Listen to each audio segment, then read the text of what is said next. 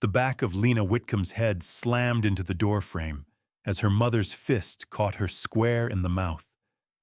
Blood hit her tongue before the pain bloomed. Metallic. Hot. She staggered, boots sliding on the warped plank floor slick with old ash and melted snow, catching herself on the splintered table edge. The room tilted. Her mother's breath came fast and sour whiskey curling from her lips like steam off a dung pile in winter. "You think I don't know what you were up to, girl?"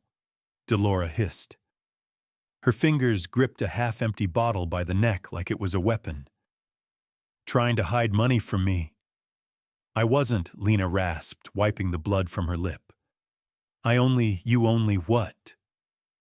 The bottle thudded against the table. "Only think you're better than me.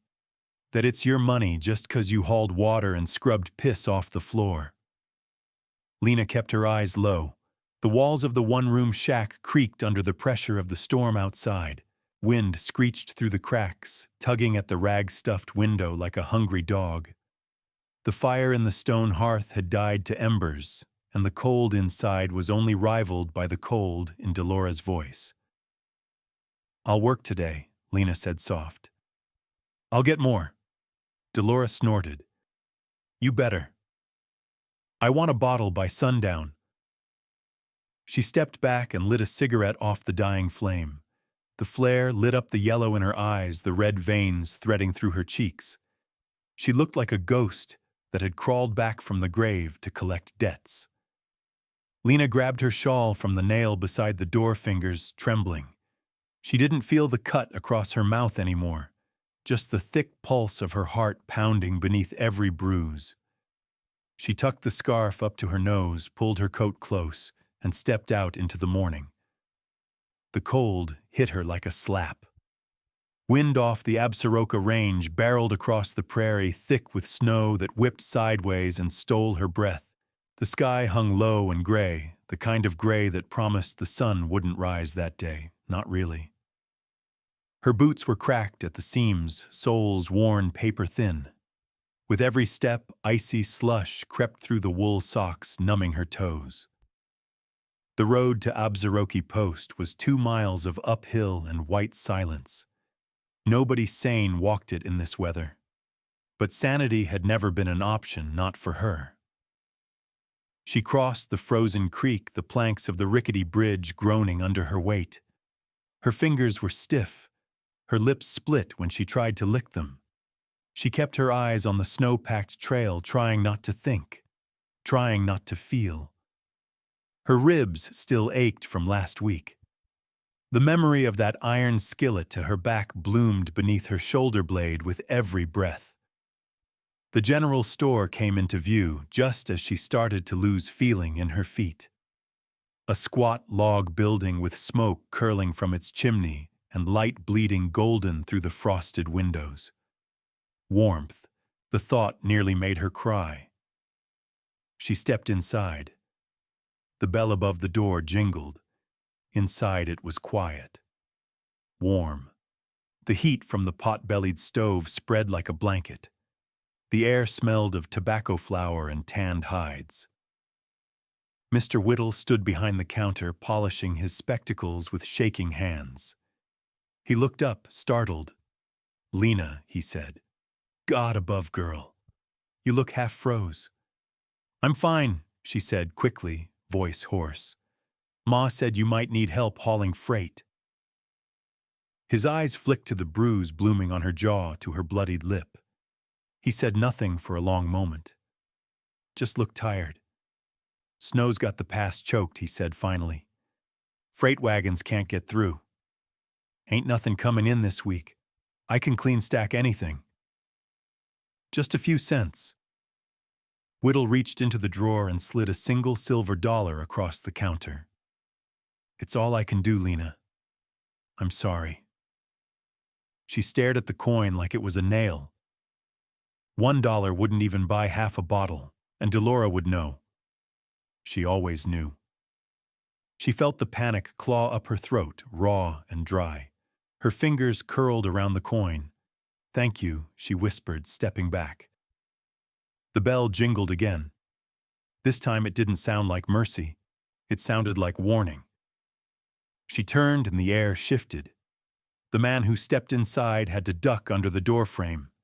He was broad, wrapped in thick wolfskin furs, with snow crusted to his beard and shoulders. His boots were black with melt and mud. A rifle was slung across his back, but it was his eyes gray like the sky before a snowstorm that stilled the air. He didn't speak. He walked straight to the counter, dropped a burlap sack on the wood and pulled it open.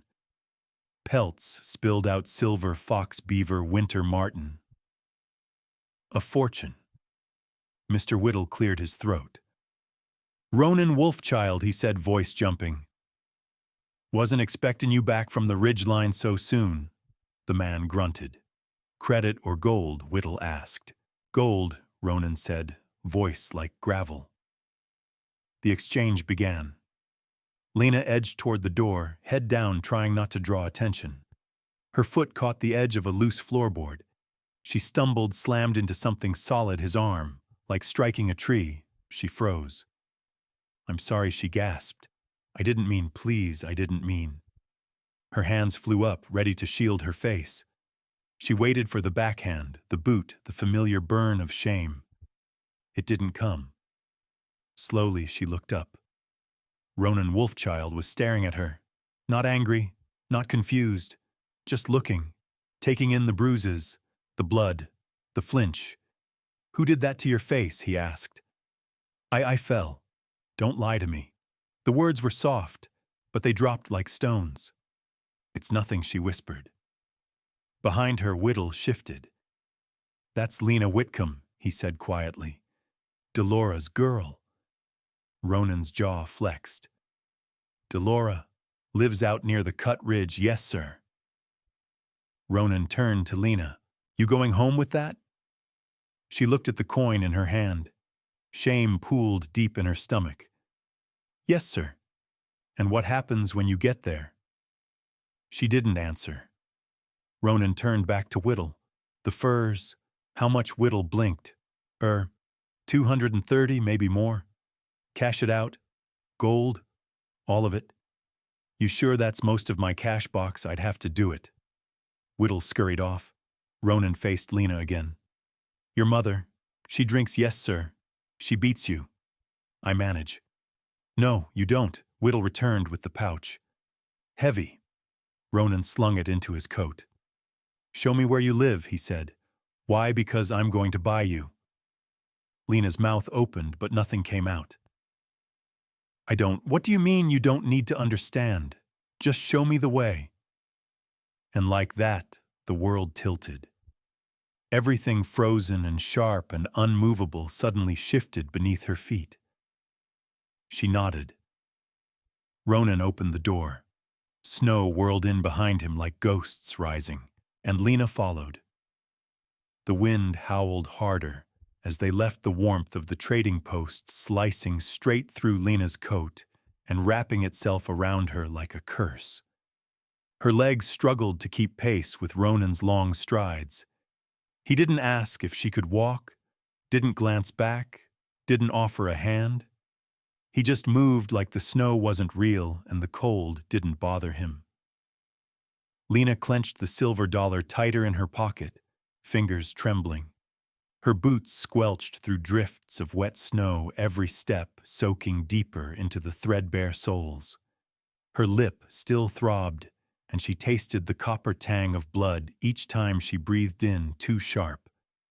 He hadn't said a word since "just show me the way." She almost didn't. Her body ached with instinct: run, stay quiet, survive. But something about the way he'd looked at her back in the store, not with pity, but certainty, like he knew something about her she hadn't even figured out yet, made her feet keep moving.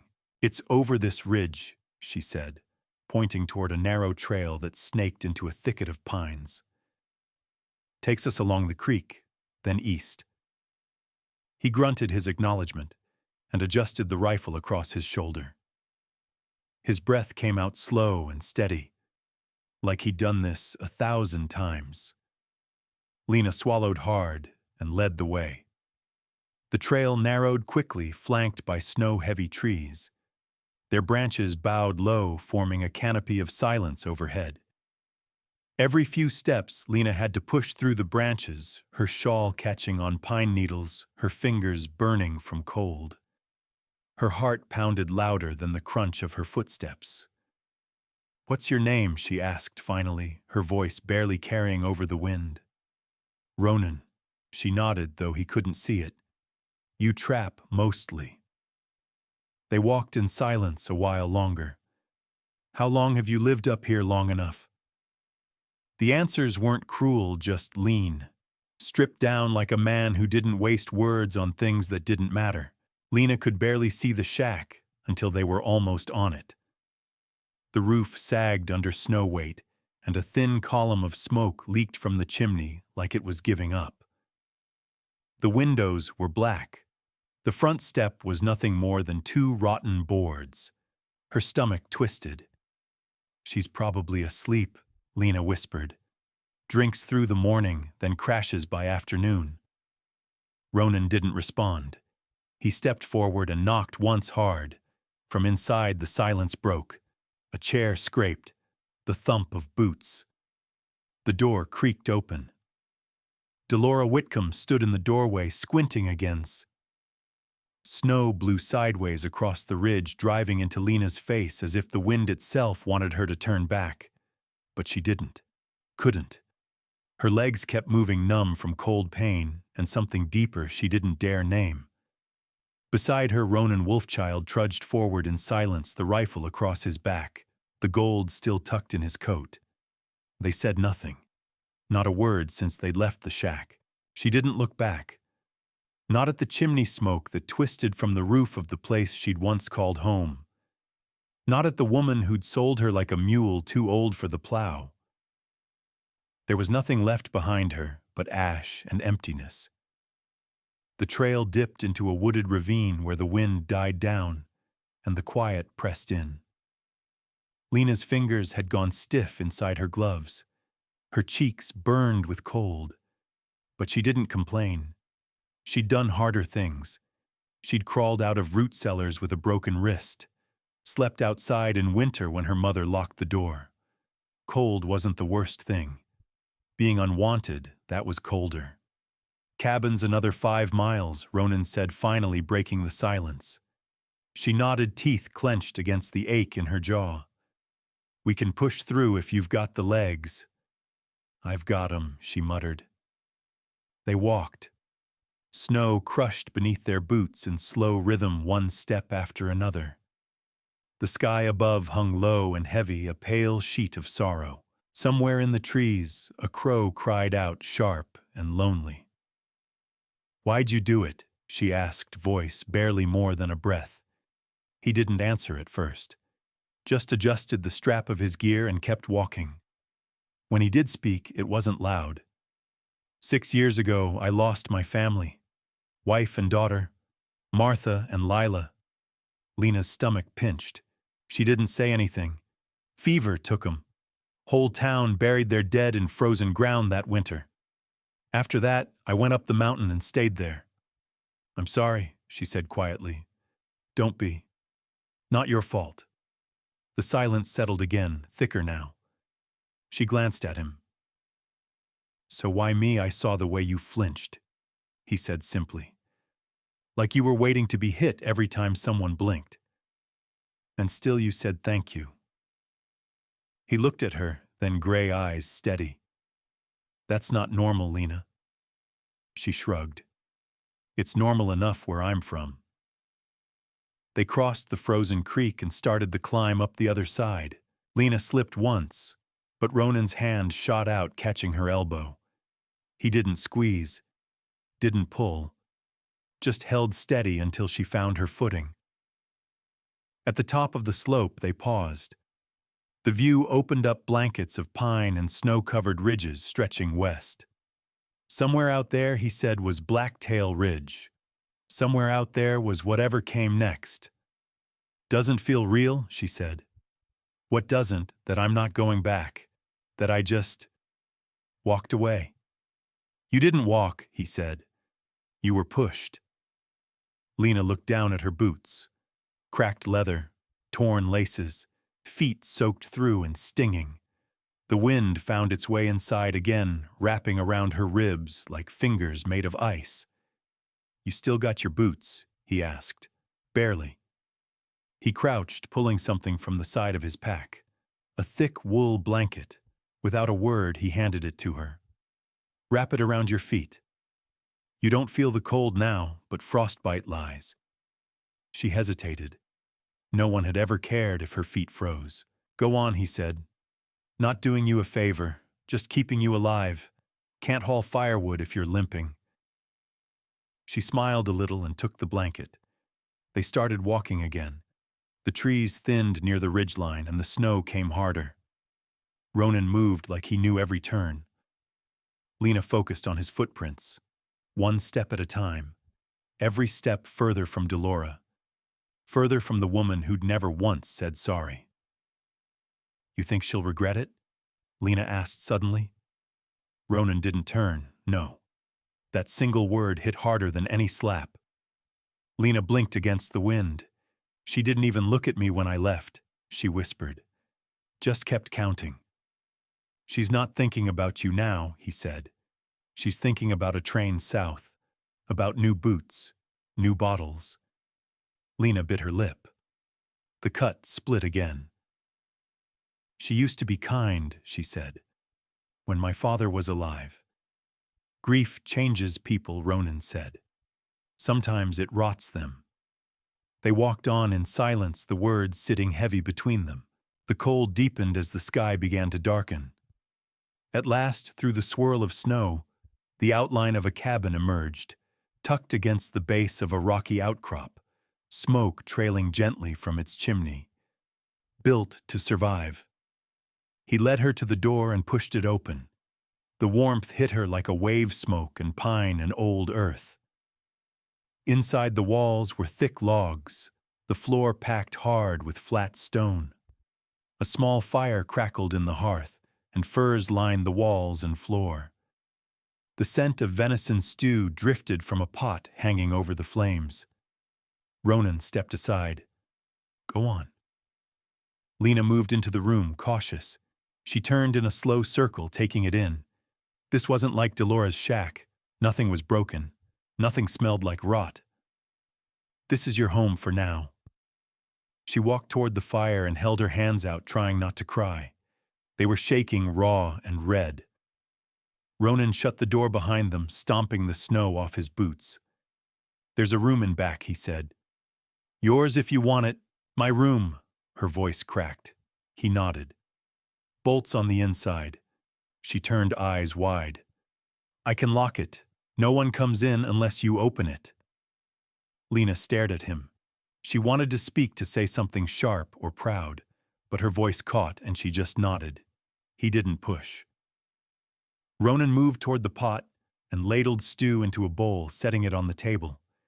Then he poured another. 2 spoons. 2 bowls. Like it was natural. She took the seat slowly, still expecting a hand to snatch the spoon or shove her from the chair. "Eat," he said, settling across from her, "while it's hot." Lena lifted the spoon, took a bite, and warmth bloomed in her chest. Meat, potato, salt, real food. She tried to hold it in, but the tears came anyway, silent and fast. "Don't apologize," Ronan said quietly. "Not in this house." She wiped her cheek with the back of her sleeve. "Sorry." He didn't laugh. He just said, "That's going to take some unlearning." She nodded, bit her lip again, and this time she didn't flinch when he stood. She didn't even say goodbye, just turned her back and counted me out of her life. Sure, here's a summary of the story, its message and meaning, based on your adapted version of Beaten Daily by her mother. Until a mountain man said, "She's coming with me." Summary of the story. Set in the remote mountain town of Red Elk Ridge. The story follows Adea, a young girl trapped in a cycle of daily abuse from her mother Glory, and ignored by most of the town, until a reclusive and deeply scarred mountain man named Walker intervenes. In a powerful act of quiet heroism, Walker rescues Adiah after witnessing one of the beatings in public. With the reluctant help of the town's schoolteacher, Miss Delaney, and the blacksmith, Jonah Walker takes Adiah in, determined to give her the dignity and protection she's never known. As Adiah begins to heal in Walker's cabin, buried traumas emerge, and so does the tenderness between her and the man once feared by the town. Along the way, the story reveals how Glory's bitterness stems from unresolved pain, and how Adiah's resilience and Walker's quiet strength begin to crack open the heart of the community itself. Core message and meaning.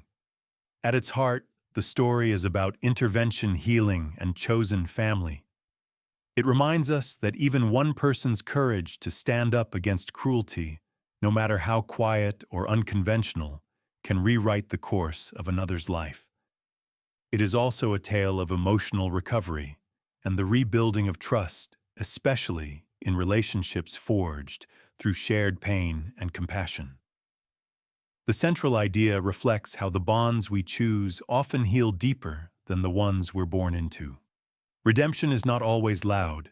It often begins with quiet protection, shared meals, and safe silence. The educational lesson learned from this story. The educational lesson learned from this story is that sometimes the greatest act of love is simply to show up for someone when no one else will. For older readers, it offers a poignant reminder that no one is ever too far gone to be saved or to save someone else. Standing up against abuse, even quietly, can change the entire course of a life. It's never too late to choose kindness, healing, or family. Walker's boots sank slightly into the muddy bank of the creek as he chopped a small branch for firewood. The mist curled between the pines like breath held too long. He wasn't used to the quiet anymore, not since Adiah had come into his cabin and rearranged everything without touching a single thing. He didn't say much, but she filled the air with presence, sometimes with the rustle of book pages, sometimes with humming so soft it seemed meant for no one, other times just with eyes that followed him like he might disappear if she blinked. He hadn't expected her to last. Truth was, he figured she'd run off or beg to go back within a week. But she didn't. She was still there 3 weeks in, and yesterday she'd even laughed. Real, full laugh, surprised the hell out of both of them. He paused, axe resting on his shoulder, when he heard it again, laughter distant but real. Adiah and Miss Delaney coming down the trail. They'd gone to the schoolhouse earlier, a special arrangement Miss Delaney insisted on. Just a few hours of books and spelling and numbers in the quiet back room while the other students were off. It wasn't school exactly, but it was hers. Walker didn't argue. He'd never been good with letters, but Adiah soaked them up like sunlight. She spotted him through the trees and waved, cheeks flushed from the chill. I told her about the baby raccoon, she said breathlessly as she reached him, the one that got stuck in the barrel. She said I should write it down like a story. Miss Delaney smiled from behind her. She's got a way with words, Walker, and a head for stories. You should hear the way she tells them. Walker grunted but nodded. You get your learning in all of it? Adiah beamed. And I didn't forget the wood like you said. Walker squinted at her, pretending to be stern. You better not. No supper for forgetters. She grinned wider, her eyes sparkling like the creek behind her. She had started brushing her hair without being asked. She washed her own clothes. She even started helping Walker with the evening stew. She was becoming someone new, someone safe inside her own skin. But sometimes when dusk fell too fast, or if the wind howled just right, he'd see it, that flinch that hadn't quite died. I'll see you two tomorrow, Miss Delaney said, brushing a hand over Adiah's shoulder before turning back up the trail. Adaya watched her go for a long second before turning to Walker. "Can we go check the snares?" He hesitated. The sun was sliding down the mountain already. "We can go halfway. You stay close." They moved through the brush, her boots crunching leaves, her hand brushing ferns as she walked. She talked the whole time about Miss Delaney, about the raccoon, about a book she wanted to read. Then her voice trailed off. Walker turned to check on her. She was frozen, still staring through the trees at the edge of a clearing. A figure was standing near the old logging trail. Tall, broad shoulders, a worn coat that billowed like a ghost. He stepped in front of Adaya instinctively. "Who's that?" The man stepped forward, hands up. "It's me." Jonah the blacksmith said, voice low but sure. Didn't mean to startle. Walker relaxed a little. "You tracking folks now?" Jonah's eyes flicked to Adaya, then back to Walker. "Heard something this morning in town. You need to hear it." Walker didn't speak, just waited. Glory Jonah said. "She's been drinking again. Got mean at the store. Said she's coming for what's hers. Said you stole her child." Adaya's hand crept into Walker's small fingers, cold. Walker's jaw tightened. She left her bruised and bleeding in the center of town. Nobody stopped her but me. Jonah nodded slowly. "I don't disagree, but law's law, and if she pushes, this town might listen. Judge might listen." Walker didn't answer. "She's trying to make noise, trying to pull Adaya back. You need to be ready." Walker looked down at the girl beside him. Her eyes weren't wide with fear. They were flat, resigned. "I won't go," she whispered. "You might have to speak for yourself," Jonah said. "In front of folks. Say what happened." Her hand tightened around Walker's. Jonah gave a small nod. "I'll do what I can. Just be ready." Then he turned, disappearing into the trees like a shadow. Walker knelt in front of Adaya. "You all right?" She nodded once, then again, but her lip trembled. "She always finds a way. She always takes things back." "I don't want to go back." "You're not," Walker said, quiet but hard. "Not if I got breath in me." She looked up at him, tears clinging to the corners of her lashes. "Do you believe me?" she asked suddenly. "About what she did?" Walker felt the ground steady under him. "I believe every word." She blinked fast, and for a moment her shoulders shook. "I don't want to be scared anymore." "You won't be," he said. "You hear me? You got a home now. A real one." They made it back to the cabin just before dark. Walker lit the lantern, the warm amber glow chasing shadows to the corners. Adaya curled up with her book by the fire. But she didn't read. Walker stirred the stew, his back to her, listening to the silence. She spoke finally, voice soft. "I want to tell the whole story. Not just to you. To everyone." Walker turned, ladle still in hand. "I'm tired of hiding," she whispered. "Then we'll help you speak," he said. The wind rattled the shutters as if testing the strength of the home they'd made. Walker moved to the window and looked out over the ridge where the trees stood tall and dark and silent. "She said she's coming for me," Adaya said. He didn't turn, then let her come. His voice was low and firm, cutting through the hush. "She'll see that she doesn't own you anymore."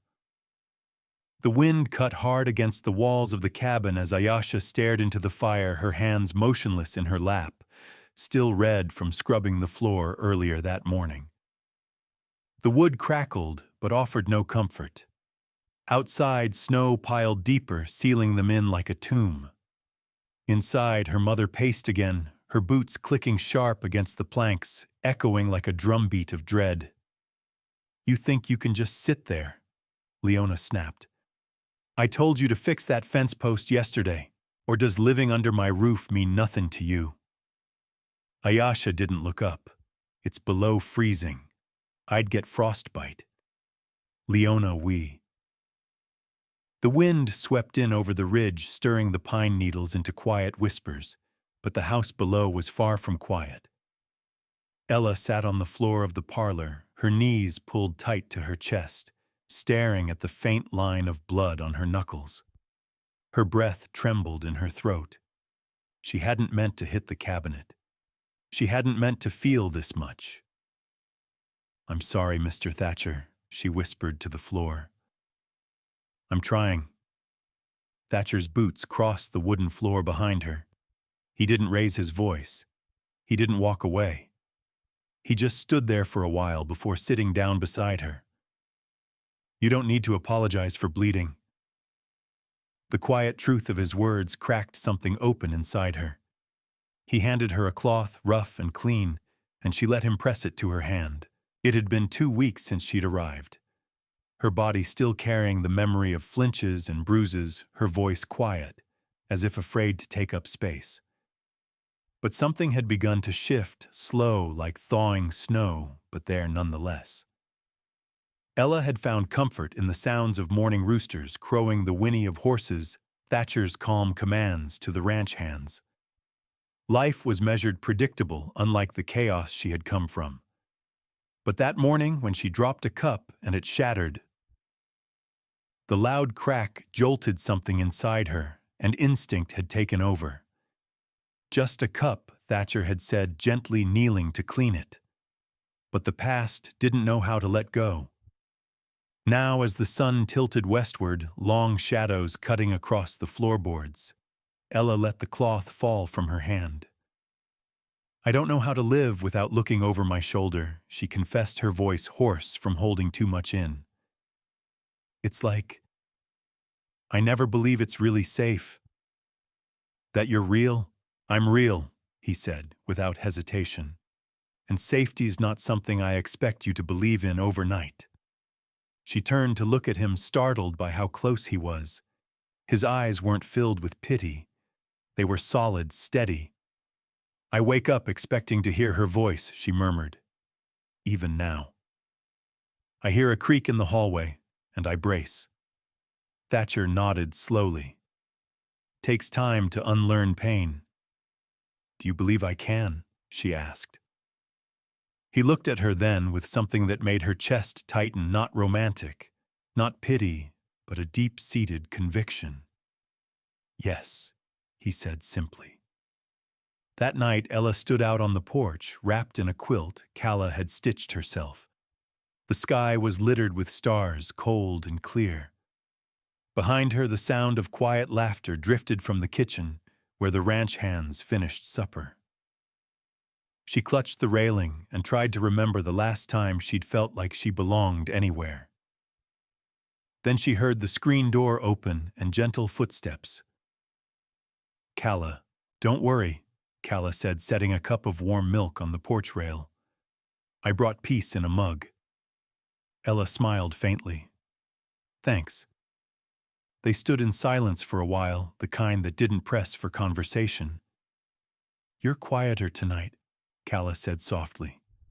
"Want to tell me why?" Ella hesitated. "I broke a cup. Had a panic attack." Thatcher didn't flinch. "That scares me."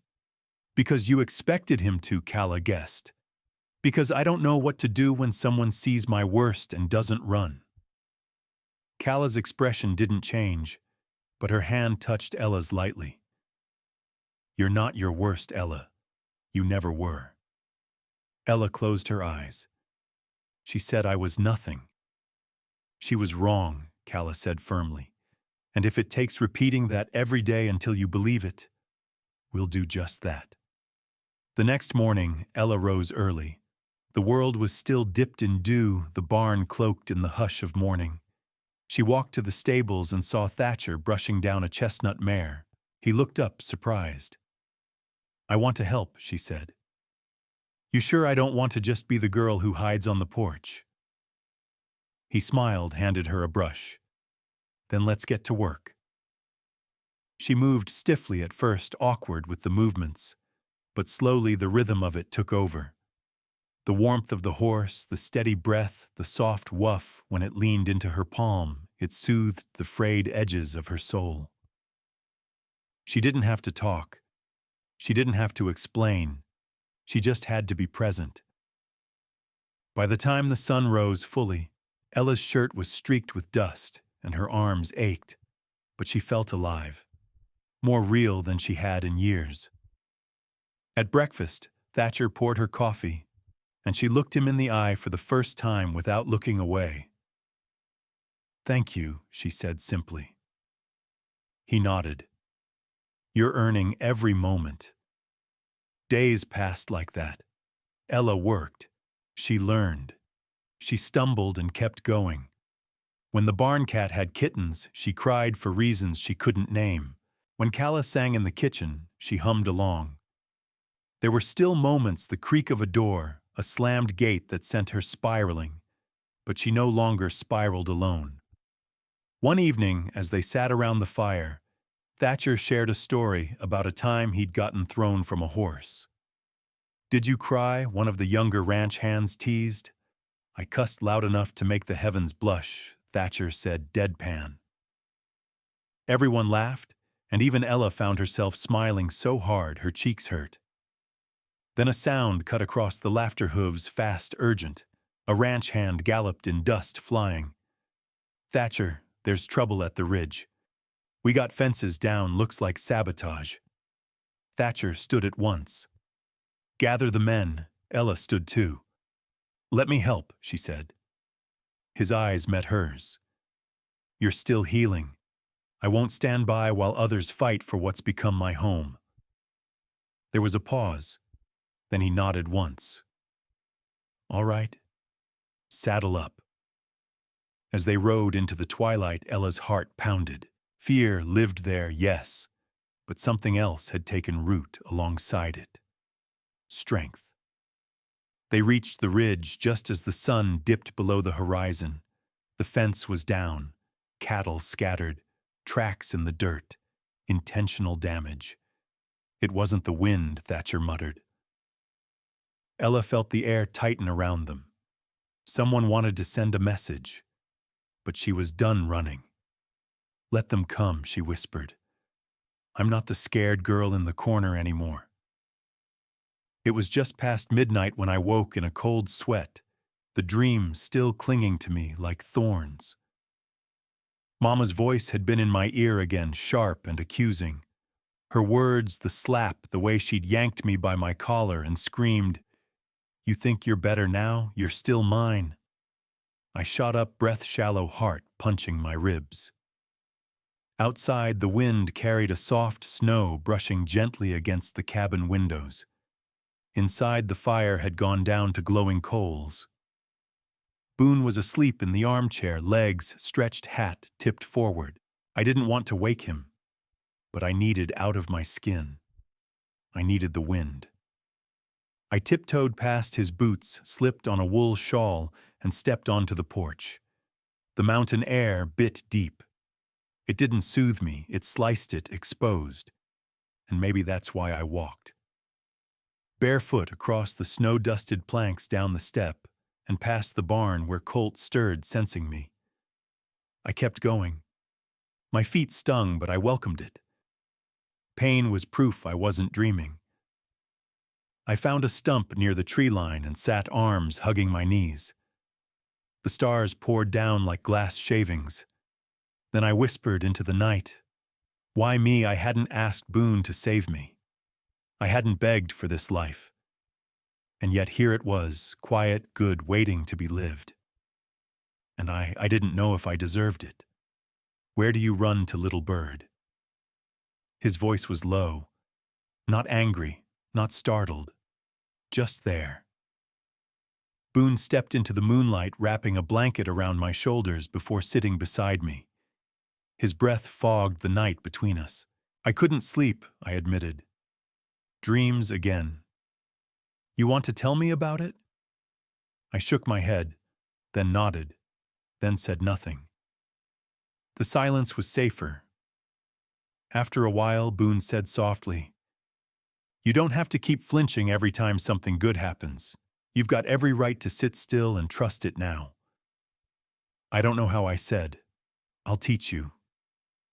His words didn't press. They didn't even expect. They just settled over me like the blanket around my shoulders. I turned to him, tears cutting silent trails down my cheeks.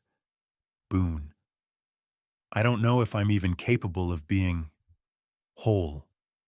I feel like I'm patched up with thread I didn't choose. He looked at me then, long and quiet, like I was something delicate carved out of fog. You're not patched, you're woven, he said.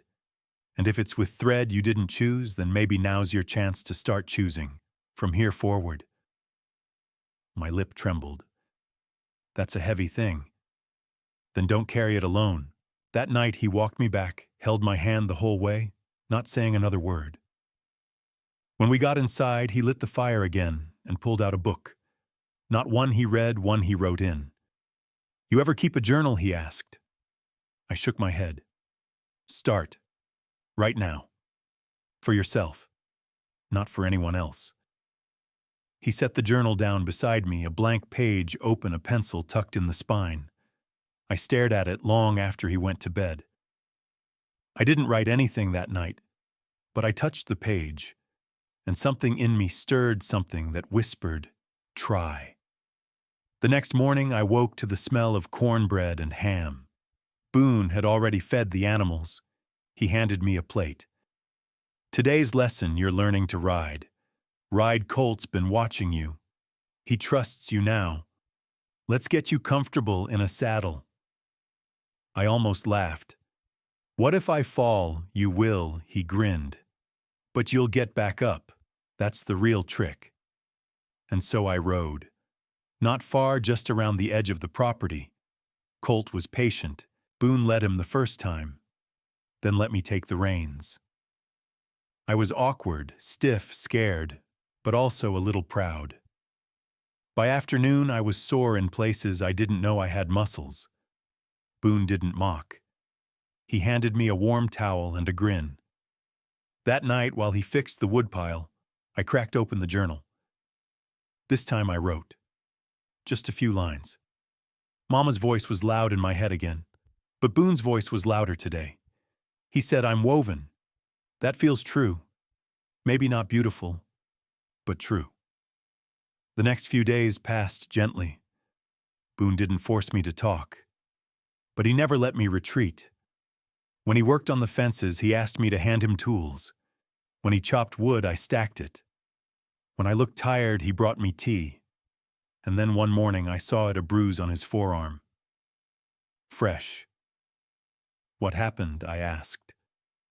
He looked away, just caught it on the stall gate. But something in his tone didn't sit right. Later that day, I saw the edge of another bruise under his shirt collar. And it clicked. Boone. I asked quietly that evening, have you been going into town? He didn't answer right away. Boone, are you fighting someone? He finally met my eyes. There's a man. Rode in from east of Big Rock. Said he knew your mother. Said she's looking for you. I froze. She's looking for me. He nodded. He saw you in town that day. Recognized your hair, said your mother sent him out to find you. The blood drained from my face. Is she coming here? I don't think she knows where here is yet, Boone said. But I warned him. Told him if he came near you again, there'd be trouble. My hands trembled. She'll never stop. Boone moved closer, his voice firm. Let her come. I'm not afraid of that woman. Tears welled in my eyes. You should be. She doesn't care about right or wrong. She just wants control. She'll hurt you. He touched my cheek gently.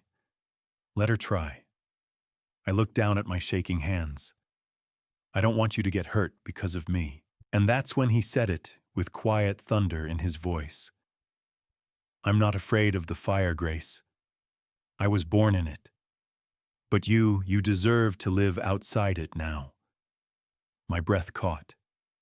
Boone didn't say he loved me. He didn't need to. His protection was love. His shelter, his patience, his silence, that was all the proof I'd ever needed. But something deep inside told me this wasn't over. My mother's shadow was stretching longer by the day, and one morning soon it would come knocking on this door. "You've spent your whole life building a family," Sadie whispered, "but you never stopped to ask if you were burying someone else's life beneath it." The rain didn't wait for permission. It came down hard the minute the shovel pierced the clay soil, mixing with tears and mud, as if the land itself knew this was no ordinary digging. Sadie stood at the edge of the old field, watching Marshall plunge the shovel again and again into the ground, each strike deliberate, each breath heavy. The spot he'd chosen was beneath the cottonwood tree, once the place he used to rest as a young man, after branding season, now the only place he could stomach to bury his father's sins. "It's all here," Marshall muttered, tossing the next shovelful to the side. Years of silence.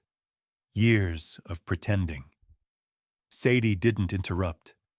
Her arms were crossed, her boots sunk slightly into the wet earth. She'd followed him out here the minute he stormed from the house with that battered tin box clenched in his fist, the box they found in his father's locked desk drawer. The one labeled simply, "Forgive me." Inside had been letters, dozens of them. None sent. Each addressed to a name Marshall never thought he'd hear again, Josephine Ray, his father's first love, his mother's sister. Sadie had read only one before her stomach twisted. It was dated months before Marshall's birth. "I should have run with you," his father had written. "But I was a coward. I married her sister and buried your voice to keep my place in this town. I never told my son the truth, but I see you in him. And it haunts me." Marshall hadn't said a word after that. Just walked out, box in hand, and headed for the field. Now he stood there, eyes hollow, the edges of his shirt dark with rain. He wasn't crying, but something in him had broken loose the way an old barn groans before it gives way to rot. "I don't know who I am," he said quietly. He made a choice. And I was the lie he built to keep it quiet. Sadie stepped closer, placing a hand on his shoulder. "You're not a lie. You're the only honest thing that came out of it." He turned to her, brow furrowed, but didn't speak. "I mean it," she said. "He may have betrayed Josephine. He may have betrayed your mother too. But you were never part of that. You didn't ask for any of this, and you didn't deserve to carry it alone." Marshall looked down at the box now sitting in the hole. Rain spattered against the metal lid, washing away the dust, revealing the faint scratches across the top. It was strange how something so small could weigh more than a man's soul. "I wanted to believe he was hard, because life made him that way," Marshall said. "I made excuses for the way he treated us, treated Mom, treated me." Sadie knelt beside the grave in making. "He chose to be hard. Life doesn't get to take all the blame." The wind shifted, pushing rain sideways. A limb cracked above them, sending a small shower of leaves fluttering to the ground. "What are you going to do with the letters?" she asked gently. "I'm burying them," he said. She blinked. "All of them. He spent his life burying the truth," Marshall said. "I won't let these rot in some drawer. I'm not passing this pain down. It ends here." Sadie nodded, but her face was full of ache. "I still think you should read them all," she said. "Even if it hurts. They might not change what he did, but they might help you understand who he was beneath it." Marshall hesitated, then looked away. "I've spent my whole life trying to understand him, and now I'm just tired." He began to shovel dirt back into the hole, covering the box slowly, as if he were laying someone to rest. And in a way, he was laying to rest the version of his father he'd tried so hard to see, the one who never really existed. Sadie helped him finish. No words were exchanged after that. just the sound of Shovel's breath and the steady heartbeat of the rain. By the time they returned to the house, the sky had softened into a bruised gray. The storm was moving east. The wind had quieted. Inside, the air was still heavy with silence. Sadie peeled off her jacket and reached for a towel, tossing another one to Marshall. He caught it without speaking. They sat in the kitchen, the same one where years ago Marshall's father had sat silently, at the head of the table, judgment in his eyes, and a clenched jaw for every emotion he refused to name. Sadie finally broke the quiet. "Did you know about Josephine?" He shook his head. "Mom never said a word, and now I know why. That kind of betrayal, it would have killed her all over again to speak it." Sadie's gaze dropped. Maybe that's why she stayed sick so long. Some things eat at a person from the inside out. Marshall leaned back in the chair, the towel pressed to his face. "I thought I'd feel free after burying that box, but all I feel is hollow." "Sometimes freedom comes with grief," she said softly. "You lost the man you thought raised you. It's okay to mourn him." Marshall nodded slowly, eyes glassy. "I don't know how to forgive a ghost." "You don't have to," she whispered. "You just have to stop letting him speak through you." That landed hard. He glanced toward the hallway, toward the study where his father's boots still sat lined by the door, as if waiting to be worn by a man who hadn't earned them. "I've got work to do," he said finally. "Not on the ranch. In here." He tapped his chest. "And I don't even know where to start." "You already started," Sadie said. "You told the truth." He looked at her, searching for something, maybe permission, maybe understanding, maybe just the anchor of knowing someone was still standing with him while the roots of his past were being torn out. A small knock at the front door interrupted them. Light, hesitant. Marshall stood, every muscle tight. Sadie followed close behind. When he opened the door, a woman stood there, wrapped in a wool shawl, hair streaked with silver, her eyes the same shape as Marshall's. She held a letter in her hand. "My name is Ruth," she said, voice trembling. "Josephine Ray was my mother, and I believe we're family." The wind stilled completely. Even the rain stopped. And somewhere deep in Marshall's chest, the storm finally shifted. But not toward destruction, toward revelation, toward something that looked a lot like beginning. "I'll rebuild it, but not the way you think. This time it won't be for them. It'll be for me, for the girls, and for the life we deserve." The sun had already dipped behind the ridge, casting long shadows over the fractured timbers of what once stood as her family's barn. Evelyn stood motionless in the center of the ruins, her boots crunching softly over shards of glass and splinters. Smoke still curled in the air, like bitter memory laced with the scent of soaked ash and old hay. Her coat flapped slightly in the chill wind that swept across the broken land. Cole had offered to come. So had Miriam, who'd begun stopping by more and more frequently, her quiet presence speaking volumes Evelyn hadn't yet sorted. But Evelyn had refused them both. She needed this moment alone. Just her, the wreckage, and the weight of what it all meant. They had destroyed it, Dolores and Marshall. The fire wasn't just about burning down a barn. It was about sending a message: stay gone. Stay broken. The insurance investigators had left earlier, and while they couldn't yet confirm arson, Evelyn knew. Deep in her bones, she knew who did this. She reached down and lifted a charred horseshoe, blackened but still strong in her hands. It had hung over the back stall for as long as she could remember. Her father had nailed it up after midnight had his first foal. It had meant something then. Good luck, strength, a family's heritage. Now it felt like a dare. She closed her hand around it. "I'm not just rebuilding the barn," she whispered aloud, her breath misting. I'm rebuilding everything they tried to take. The girls were inside the main house, tucked safely away in quilts that Evelyn had stitched back when things were simpler. She had kissed their foreheads before stepping out. Grace had stirred slightly, whispering, "Mama, don't let them take our home." She wouldn't. Not now. Not ever again. The old ranch had been in her father's name, but after the fire things had shifted. The will previously contested was finally ruled in her favor by the court, something about forged amendments, and a judge who knew just how hard Evelyn had worked to make this place what it was. Still, with the damage done and livestock lost, there was barely a foundation left to cling to. But she had the land. She had the truth. And she had fire in her heart now, not fear. The door to the porch creaked behind her. Evelyn turned, half expecting Cole, but it was Lucas, the ranch hand she'd hired 2 weeks earlier.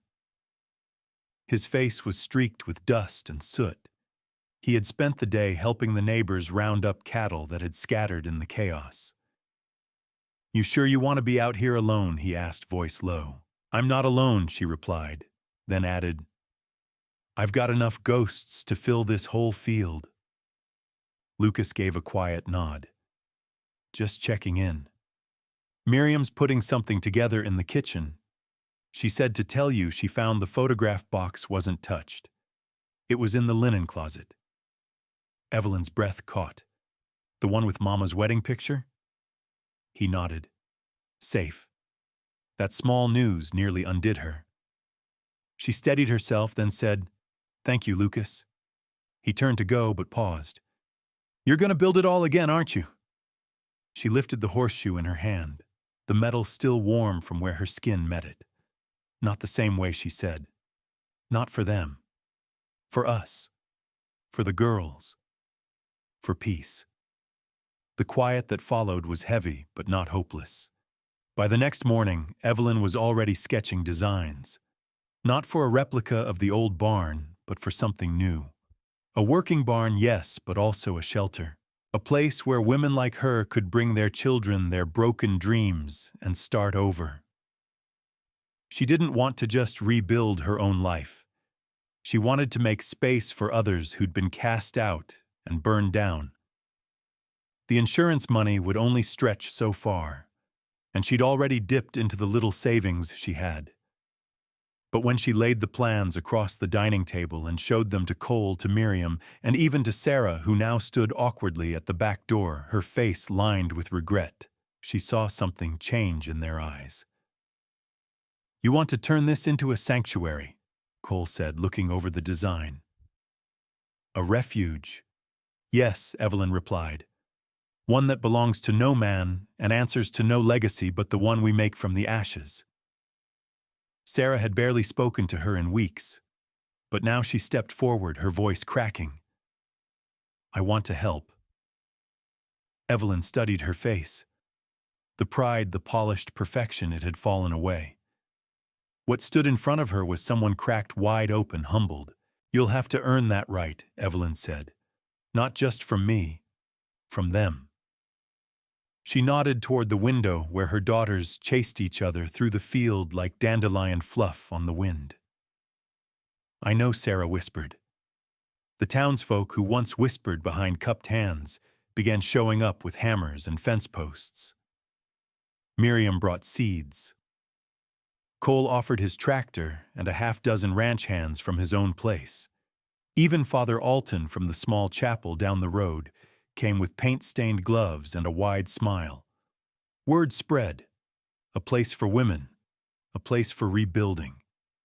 A place where legacy didn't mean inheritance, it meant intention. Each board that went up held memory. Not of the fire, but of resilience. The scent of fresh-cut lumber mingled with bread rising in the kitchen, and the sound of girls' laughter echoing through new walls. Evelyn stood again where she once had, at the center of what had been destroyed. But now the wind didn't bite. It carried the scent of hope.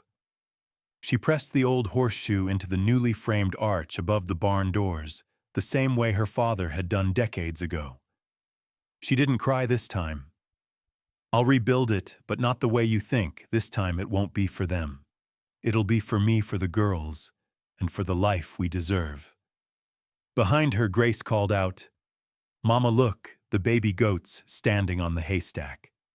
Evelyn turned, laughing as the little animal wobbled proudly atop its new throne.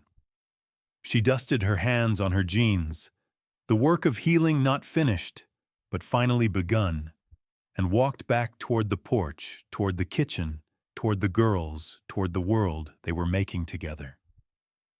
And the letter that arrived the next day, bearing a familiar name in heavy ink and sealed with her father's signet, would test everything she'd just begun to build.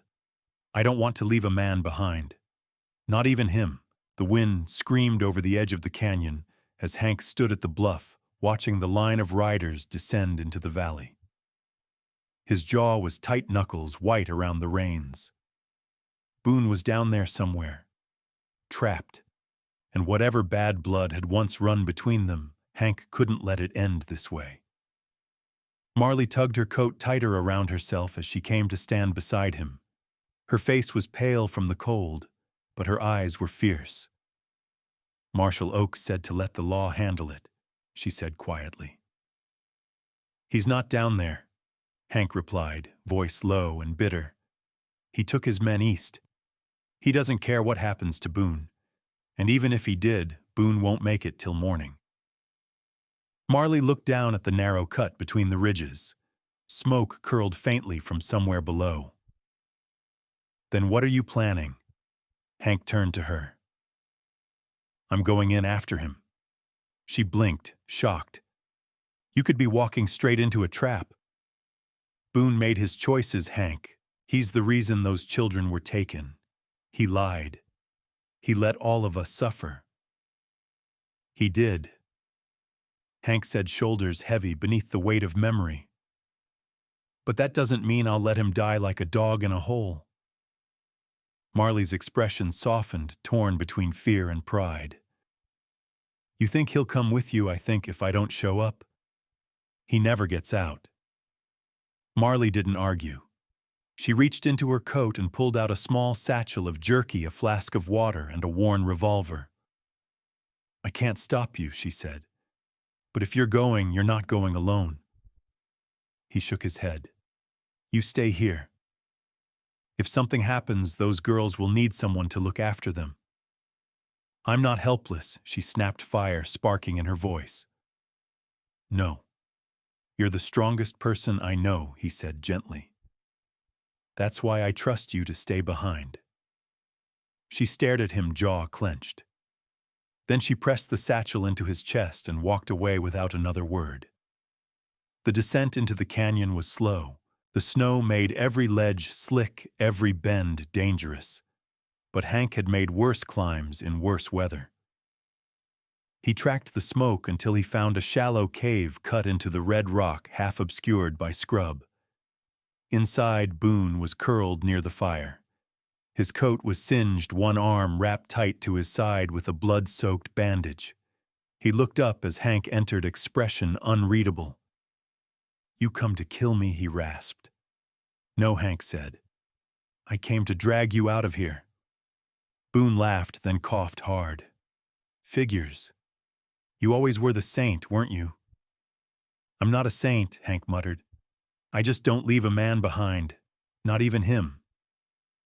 Boone's mouth twitched, but not into a smile. He looked away, ashamed. "You should have left me. I deserve whatever's coming. Maybe. But that ain't how I'm built." There was a long silence as the fire crackled. "I told them about the girls," Boone said finally. "I gave them names, Hank. I thought, if I cooperated, they'd let me live. I didn't know they'd take 'em." Hank sat down beside the fire, anger simmering, but restrained. "And now you do." Boone nodded slowly. "Yeah, I see it now. Doesn't help them, though." "No, it doesn't," Hank agreed. "But maybe you can." Boone looked up, puzzled. You know where they're holding them. You know the route, the guards, all of it. I do. Then we get you back to town, patched up, and you talk. Boone hesitated. They'll hang me, Hank. Maybe. But if those girls come home safe because of you, maybe they'll think twice. Boone lowered his head into his hands. I don't want to die like this. I don't want to be remembered like this. Then give them something else to remember. They waited until dark to move. Boone could barely walk, but Hank rigged a crude sled from branches and his own coat, pulling him slowly through the snow.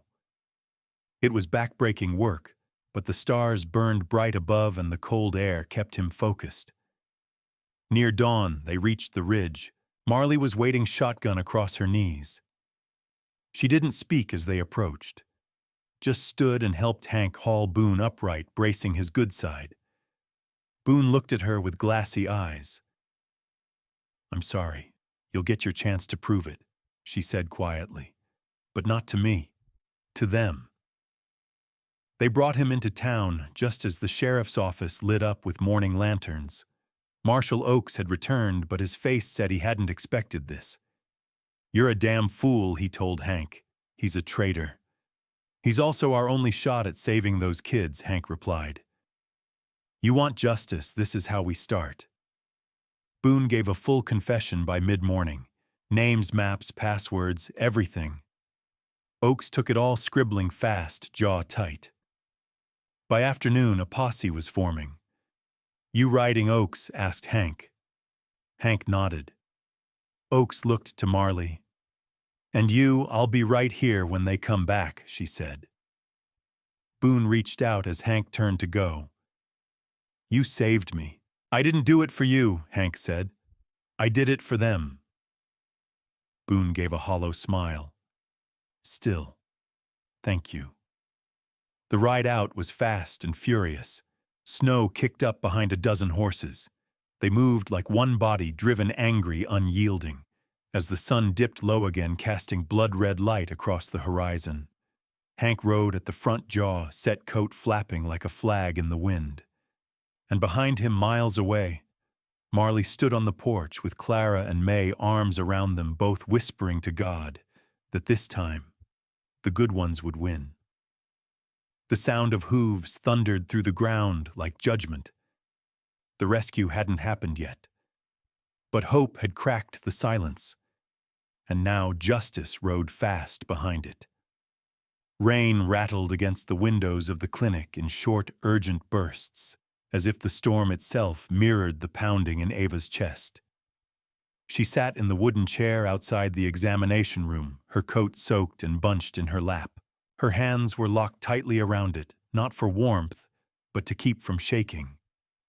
Inside, a man was fighting for his life. And it wasn't just any man, it was her husband. Dr. Carolson's voice echoed faintly through the door, calm but clipped, rattling off vitals and orders.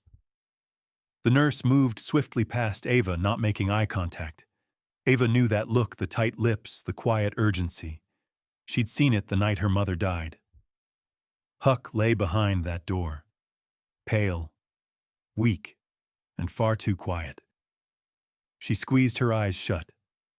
Lord, if you're listening, she whispered, don't take him. Not now. Not when he just started letting himself live again. The door finally creaked open. Carolson stepped out, rain splattering his glasses. He removed them and sighed, his face worn. He's stable for now, he said. Bullet missed anything vital, but he lost a lot of blood. He's conscious, but groggy. You can see him. Ava stood slowly. Her legs had gone numb, but her heart found motion again. She reached for the door, hesitating just a moment before stepping inside. Huck lay there, shirt peeled back, a thick bandage wrapped across his ribs. His skin was pale as linen lips, dry and cracked. But his eyes, when they opened, were still that soft, stormy gray. He looked up at her, a faint flicker of a smile playing on his lips. Still here, he rasped. She moved to his side, brushing damp hair from his forehead. You scared me, Huck. His eyes searched hers. You stayed. Of course I did. He tried to lift his hand, but the IV tugged it back. Did Jeb get away? She said quietly. And he won't hurt anyone else. He's in custody. Marshal Gaines made sure of it. A long silence stretched between them. Outside, thunder rolled like distant hooves on dry land. You told him something before he fired, Eva said softly, back at the barn. He blinked slowly. I told him he didn't get to write my story for me. I've lived too long under other men's shadows. She leaned closer, brushing her knuckles along his jaw. Then promise me this when you get better. You'll stop running from yourself. From all that pain you think you still deserve. He looked away. Huck. He turned back. I thought I had to carry it all. What happened with Belle, my brother, even Pa? I thought grief was proof of love, that if I let it go, it meant I'd forgotten. Eva swallowed the lump in her throat. You don't have to carry it to honor them. You live for them. You rise for them. He studied her quiet and unreadable. I almost died, he murmured. And the only thing I thought about was you, your voice, your laughter, the way you stood in the kitchen with flour on your face yelling at the biscuits for misbehaving. She smiled despite the tears. They do misbehave. I kept hearing your voice say, "You're not alone anymore." She gripped his hand gently. You aren't. Not ever again. He drew a shaky breath. Ava, there's something I never told you. I signed over the land to you and the girls. She blinked. What? He nodded slowly. Before we rode out, I wrote it up with the notary in town. I wanted to make sure you had something just in case I didn't come back. Her mouth parted, but no words came. I needed you to know. You gave me more than anyone ever has, even if I didn't live to say it. Ava leaned down and kissed his forehead, her lips trembling. I don't want the land. I want you. He closed his eyes for a moment, letting the warmth of her words soak through him like sunlight on frost. Outside, the storm was beginning to fade, thinning into a light drizzle. It was as if the world had held its breath and was now slowly exhaling. Later that evening, as Huck rested, Eva stepped out onto the porch of the clinic. Marshal Gaines stood there, arms folded, hat pulled low. He's gonna be all right, Gaines said. She nodded. Thanks to you. No. Thanks to you. I've seen a lot of men break Ava, but I've never seen a man stitched back together by someone like you. She looked out at the hills. He saved me long before I ever saved him. Gaines tipped his hat. Well, then maybe you two were never broken to begin with, just waiting to be found. She smiled faintly. As the marshal walked off into the dusk, Eva turned back to the door.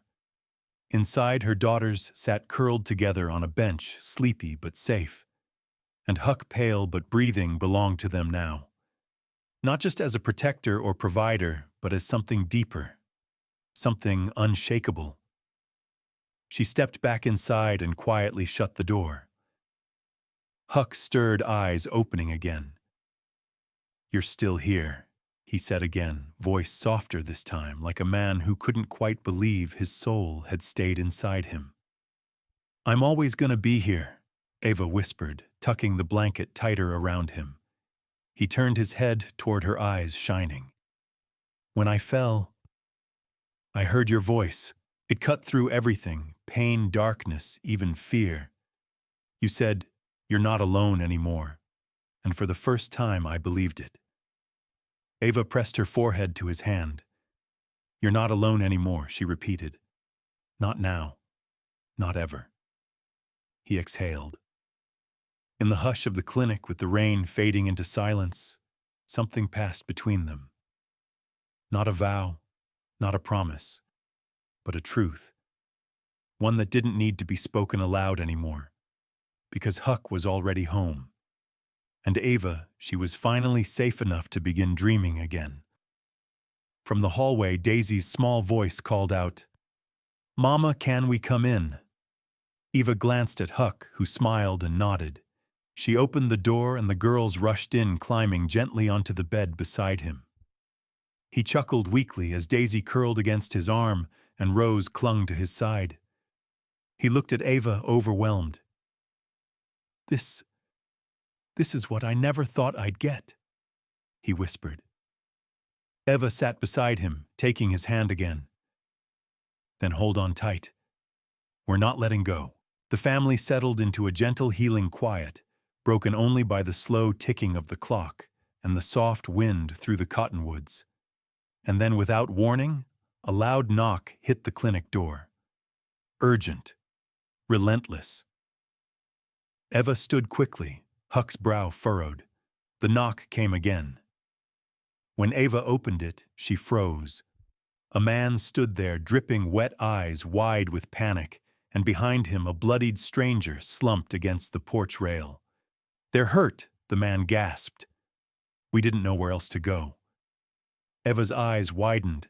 Behind her, Huck's voice rang out low and steady. "Bring them in." Because some doors once opened in kindness never truly close again.